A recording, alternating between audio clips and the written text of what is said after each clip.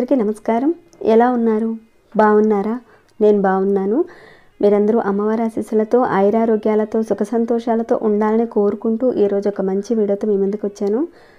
ఈ రోజున చాలా సింపుల్గా ఉండే పరిహారాన్ని చెప్పబోతున్నానండి. మన ఛానల్లో చాలా వరకు సింపుల్గా ఉండే పూజలు పరిహారాలకు సంబంధించినవి ఉంటే ప్రతి ఒక్కరికి అందుబాటులో ఉండేలా ప్రతి ఒక్కరు చేసుకోగలిగేలా మన ఛానల్లో ఉంటాయి. అదేవిధంగా ఈరోజు ఒక మంచి పరిహారాన్ని చెప్పబోతున్నాను. చాలా సింపుల్గా ఉండేది. ఏంటంటే మీరు ఎంత కష్టపడినా అవసరాలకు తగ్గట్టుగా డబ్బు రాకపోవడం, అలానే ఇంట్లో కుటుంబ సభ్యులు, స్నేహితులు, చుట్టుపక్కల వారితో ఏదో ఒకటి అంటే మీరు బాగానే ఉంటారు, కానీ అవతల వాళ్ళు మీ మీదకి వచ్చి అనవసరంగా గొడవ పెట్టుకోవడం, అలానే మనం ఏ పని చేసినా మనకు ఉపయోగపడే సలహాలు మనకి ఉపయోగపడకుండా మిగతా వాళ్ళకు ఉపయోగపడడం, అంటే మీకు జాతక దోషాలతో చాలామంది ఉంటారు కదండి. అలాంటి వాళ్ళు సలహాలు ఇచ్చినప్పుడు అవతల వాళ్ళకి బాగానే అద్భుతంగా పనిచేస్తాయి అవి. అంటే తనకు తానుగా చేసుకుంటే కనుక ఎలాంటి ఫలితాన్ని ఇవ్వదు. అలా జరుగుతుంటే కనుక శని, రాహు, కుజుడు, బుధుడు ప్రభావం అధికంగా ఉందని అర్థం చేసుకోవాలి.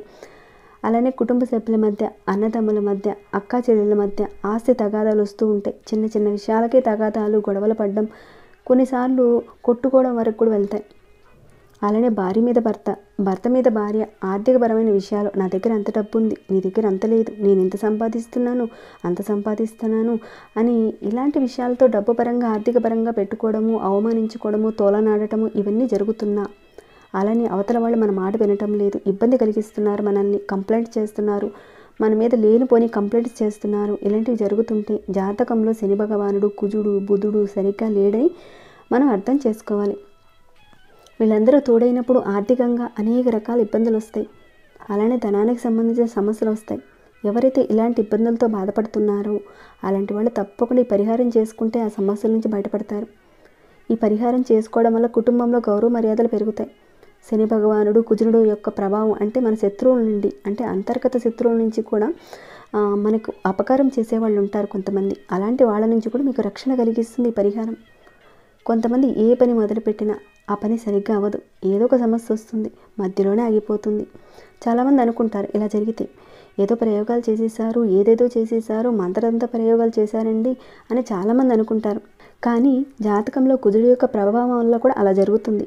చేసిన పని సరిగ్గా అవ్వదు, అనవసరమైన కోర్టు కేసులు, పోలీసు కేసులు, అలానే కొంతమందికి అంటే సరిగ్గా చక్కగా వివాహం కుదురుతుంది, పెళ్ళవడం కూడా జరుగుతుంది, కానీ తర్వాత విడిపోవడం కూడా జరుగుతుంటుంది. అలానే కోర్టు కేసులు, పోలీస్ కేసులు ఇలాంటి ఇబ్బందులు వస్తూ ఉంటాయి. ఎవరైనా ఇలాంటి ఇబ్బందులు వస్తూ ఉంటే కనుక ఈ పరిహారం చేసుకుంటే ఉపశమనాన్ని పొందొచ్చు. మీరు చాలామంది అంటూ ఉంటారు, మా ఇంట్లో వాళ్ళే శత్రువులుగా అయిపోయారండి. అలా ఉన్నా కానీ చేసుకోవచ్చు. శత్రువులు అధికంగా ఉన్నారు, ఇబ్బంది పెడుతున్నారు, కుటుంబ సభ్యులు, చుట్టాలు, ఉద్యోగస్తులు, బయటవారు ఎవరైనా సరే మిమ్మల్ని ఇబ్బంది పెట్టకుండా ఉండడానికి పరిహారం చేసుకోవచ్చు. అలానే మన ధన సంపద పెరగడానికి కూడా చేసుకోవచ్చు. ఆడవారైనా మగవారైనా ఎవరైనా చేసుకోవచ్చు.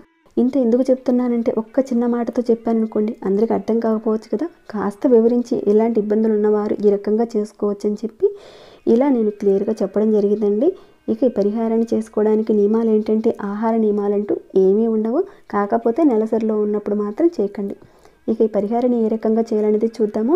అంతకన్నా ముందు ఒక చిన్న రిక్వెస్ట్ అండి, ఈ వీడియోకి ఒక చిన్న లైక్ చేయండి. అలా చేయడం వల్ల 10 మందికి ఈ వీడియో చేరుతుంది. ఎవరికైతే ఇలాంటి ఇబ్బందులు ఉన్నాయో వాళ్ళు కూడా చేసుకోగలుగుతారు. ఒక రకంగా వాళ్ళకి మీరు హెల్ప్ చేసిన వాళ్ళు అవుతారు. అలానే మరిన్ని మంచి మంచి వీడియోలు పోస్ట్ చేసేలా నాకు కాస్త బూస్ట్ ఇచ్చిన వాళ్ళు అవుతారు. అలానే కొత్తవారు ఎవరైనా మీలో ఉంటే కనుక మొదటిసారిగా చూస్తుంటే మన ఛానల్లో మంచి మంచి పూజలు, పరిహారాలకు సంబంధించిన వీడియోస్ ఉన్నాయి. ఒకసారి మీరు ఛానల్లోకి వెళ్ళి చూసి సబ్స్క్రైబ్ చేసుకుని బెల్ బటన్ ప్రెస్ చేసిన వెంటనే ఆల్ అనే నోటిఫికేషన్ కూడా తప్పకుండా ఆన్లో పెట్టుకోండి. ఓకేనండి. ఇక పరిహారాన్ని ఏ రకంగా చేయాలనేది చూసేద్దాం. ముందుగా ఈ పరిహారానికి అని మీరు తీసుకోవాల్సింది 11 రావి ఆకులు అవసరం ఉంటాయి. అవి కూడా బాగున్న రావి ఆకులను తెచ్చుకోండి. అంటే చిల్లులు పడినవి, బెజ్జాలు పడినవి, నలిగిపోయినవి, చినిగిపోయినవి అలా ఉంటాయి కదా, అవి కాకుండా కాస్త ఫ్రెష్గా బాగున్న ఆకులు తెచ్చుకోండి. ఒక 11 ఆకులు తెచ్చుకోండి. ఇప్పుడు చెప్పుకున్న సమస్యలు ఉన్నవాళ్ళు తప్పకుండా పరిహారం చేసుకోండి. ఖచ్చితంగా మార్పు అయితే ఉంటుంది. ఇంతకు ముందున్న ఇబ్బందుల నుంచి చాలా వరకు మీరు బయటపడతారు. మార్పు మాత్రం కనపడుతుంది. ఇక ఈ పరిహారాన్ని ఎప్పుడు చేసుకోవాలంటే మంగళవారం రోజున చేసుకోవాలి. మంగళవారం కుదరలేదా శనివారం రోజు చేసుకోవచ్చు. మంగళవారం రోజున కానీ లేదంటే శనివారం రోజున కానీ మీ వీలును బట్టి ఏదో ఒక రోజు చూసుకొని స్టార్ట్ చేయండి. ఆకులు మాత్రం 11 ఆకులు మాత్రమే తీసుకోవాలి. మిగతా అది కూడా ఆకుల్ని మనం ఆ రోజుల్లో మాత్రమే తెచ్చుకోవాలి. అంటే మంగళవారం రోజున కానీ శనివారం రోజున కానీ మిగతా రోజుల్లో తెచ్చుకొని మాత్రం చేయకూడదు ఈ పరిహారాన్ని. అంటే ముందు రోజు కానీ దానికి ముందు రోజు కానీ అలా తెచ్చుకొని ఇంట్లో పెట్టుకొని చేయకూడదు. ఎప్పుడైతే మీరు ఈ పరిహారం చేస్తున్నారో ఆ రోజుని తెచ్చుకొని చేయాలి. మీరు చెట్టు దగ్గరికి వెళ్ళి ఒకసారి నమస్కారం చేసుకొని, ఈ రకంగా నేను ఈ పరిహారం చేసుకోవడానికి నీ దగ్గర ఆకులు తీసుకుంటున్నాను అని ఒకసారి ఆ రావి చెట్టుకు చెప్పుకొని, అవసరం కోసం తీసుకుంటున్నానని చెప్పుకొని, ఒక చెంబుడు నీళ్లు ఆ రావి చెట్టుకు పోసి కాస్త దండం పెట్టుకొని 11 ఆకులు తెచ్చుకోండి. ఇక ఈ పరిహారాన్ని మంగళవారం రోజున ఉదయం నుండి సాయంత్రం లోపల ఎప్పుడైనా సరే చేసుకోవచ్చు. అది కూడా సాయంత్రం లోపు అంటే 6 గంటల లోపే చేసుకోవాలి. అంటే సూర్యాస్తమయం అయ్యే లోపుగానే చేసుకోవాలి పరిహారాన్ని. ఇది ఒక తాంత్రిక పరిహారం అండి, చాలా మంచి పరిహారం. ఏముందిలే అని చెప్పేసారి చేసేద్దాం అని మాత్రం చేయకండి. ఒక నమ్మకం పెట్టండి. అది కూడా జరుగుతుందా లేదా అని మాత్రం అనకండి.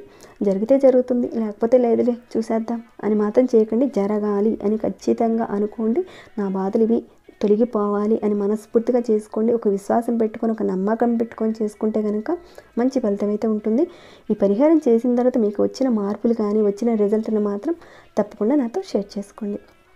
అయితే మీరు తెచ్చుకునే 11 ఆకులు ఉన్నాయి కదండి, వాటన్నిటిని మీరు చక్కగా పసుపు నీటితో శుభ్రం చేసి పక్కన పెట్టేసేసుకోండి. ఆ తర్వాత కొద్దిగా కుంకం తీసుకోండి, లేదా చందనమైనా తీసుకోండి. ఈ రెండిట్లో ఏదైనా సరే, కుంకమైన చందనం, చందనం అంటే గంధం అంటారు కదా, దాన్నైనా తీసుకోండి.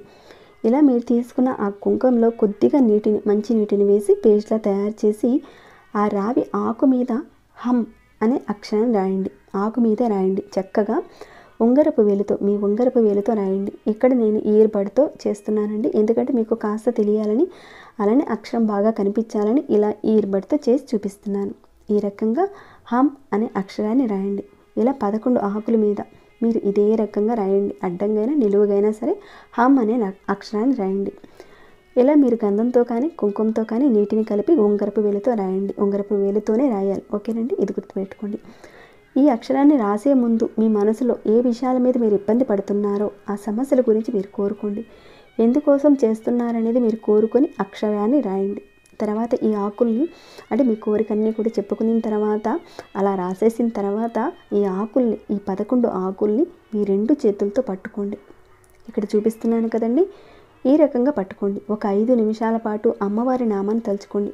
దుర్గాదేవికి సంబంధించింది కానీ, లలితాదేవి అమ్మవారికి సంబంధించింది కానీ, అంటే శ్రీమాత్రే నమః, ఓం శ్రీమాత్రే నమః అని కానీ, ఓం దుర్గాయ నమః, ఓం దుర్గాయ నమః అని ఒక 5 నిమిషాల పాటు ఆ ఆకుల్ని చేతిలో అలా పట్టుకొని ఆ నామాన్ని తలుచుకోండి. తర్వాత మీకు దగ్గరలో ఎక్కడైనా పారే నీళ్ళు ఉంటే కనుక అక్కడికి తీసుకువెళ్ళి పారే నీటిలో కలిపేయండి. ఒకవేళ కుదరని పక్షం అండి అంటారా, కాస్త ఆవు పిడకని తీసుకోండి, కాస్త రాజేసేయండి. ఆవు పిడకని రాజేసి దాని మీద కాస్త కర్పూరం పెట్టి వెలిగించి ఈ 11 ఆకులను ఆ కర్పూరం మీద పెట్టండి. ఆల్రెడీ ఆవు పిడక కాస్త నిప్పుతో ఉంటుంది కాబట్టి, అలానే మీరు కర్పూరం పెడతారు కాబట్టి, చక్కగా మీరు ఎప్పుడైతే ఈ రావి ఆకును పెడతారో అవి చక్కగా కాలిపోతాయి. ఒక్కొక్క ఆకుగా పెట్టి వెలిగించే ముందు మీ కోరిక చెప్పుకొని వెలిగించండి. అంటే కర్పూరం పెడుతూ అన్ని ఆకులు ఒకేసారి వేశారనుకోండి, సరిగా కాలకపోవచ్చు. కాబట్టి కాస్త కర్పూరం వెలిగించి మధ్య మధ్యలో కూడా కాస్త ఆవు నేతిని వేసుకుంటూ ఒక్కొక్క ఆకును పెట్టి కాలవండి. అయితే చక్కగా పారే నీరు ఎక్కడైనా ఉంటే కనుక, మంచి నీరు ఉంటే కనుక అక్కడికి తీసుకువెళ్ళి వేసేయండి ఈ ఆకులన్నింటినీ. ఒకవేళ కుదరని పక్షంలో ఇప్పుడు చెప్పుకునే విధంగా ఆవు పిడక మీద కాస్త కర్పూరం వెలిగించి మధ్య మధ్యలో ఆవు నేతిని వేసుకుంటూ వాటన్నిటిని కూడా కాల్చేయండి. ఇక్కడ పరిహారానికి మనం పచ్చి ఆకులను తీసుకున్నాం కాబట్టి, ఒకవేళ మీరు అంటారేమో పచ్చిగా ఉంటాయి కదండి అవి, కంపల్సరీగా అవి సరిగ్గా కాలవేమో అని అంటారేమో. ఎక్కువగా కాలన అవసరం లేదండి, 100% సరిగ్గా కాలవు అవి. ఎందుకంటే అవి పచ్చిగా ఉన్నాయి కాబట్టి సరిగ్గా కాలవు. కొంతవరకు అయితే కాలుతాయి, అలా అయినా పర్వాలేదు. ఆ రకంగా మీరు చేసేసిన తర్వాత కాల్చిన నుసి అంటే పౌడర్ ఉంటుంది కదండి, ఆ పౌడర్ని ఎక్కడైనా చెట్టు మొదట్లో వేసేయండి. ఈ రకంగా మీరు నెలకు ఒకసారి చేయండి. మంగళవారం రోజైనా సరే, లేదంటే శనివారం రోజైనా సరే, మీకు వీలును బట్టి నెలకు ఒకసారి చేయండి. ఇలా ఎన్ని నెలల పాటు చేయాలి అంటే ఒక 11 నెలల పాటు చేయండి. మీ జాతకంలో చంద్రగ్రహ దోషాల వల్ల ఏదైనా జాతకంలో బాగోలేనప్పుడు మనోవికారాలు వస్తాయి, ఒక రకంగా ప్రవర్తిస్తుంటారు అలాంటి వాళ్ళు. అలానే ఈ పరిహారం చేసుకోవడం వల్ల బుధుడు, కుజుడు, శని యోగిస్తాడు. అలా యోగించడం వల్ల ఇందాక మనం చెప్పుకున్న ఇలాంటి సమస్యలతో ఎవరైతే ఉన్నారో ఆ సమస్యల నుంచి బయటపడతారు. ఎంతో కొంత మార్పును మాత్రం తప్పకుండా చూస్తారండి. ఇంతకుముందు ఉన్న పరిస్థితుల నుంచి చాలా వరకు మీరు బయటపడతారు. సో తప్పకుండా చేయండి. మీరందరూ కూడా చేసి మీకు వచ్చిన రిజల్ట్ని మాత్రం నాతో షేర్ చేసుకోండి. మరి ఈ వీడియో మీకు ఎలా అనిపించిందనే మాట చెప్పండి. ఇక ఈ వీడియోని ఇంతటితో ముగిస్తున్నాను. ఏమైనా డౌట్స్ వస్తే కనుక అడగండి, తప్పకుండా రిప్లై ఇస్తాను. ఇంకా లైక్ చేయకుండా ఎవరైనా చూస్తుంటే ఒక చిన్న లైక్ చేయండి. సబ్స్క్రైబ్ కానివారు, కొత్తవారు మన ఛానల్కి సబ్స్క్రైబ్ అవ్వండి. మరొక భక్తి వీడియోలో మళ్ళీ మిమ్మల్ని కలుసుకుంటాను. అంతవరకు సెలవు.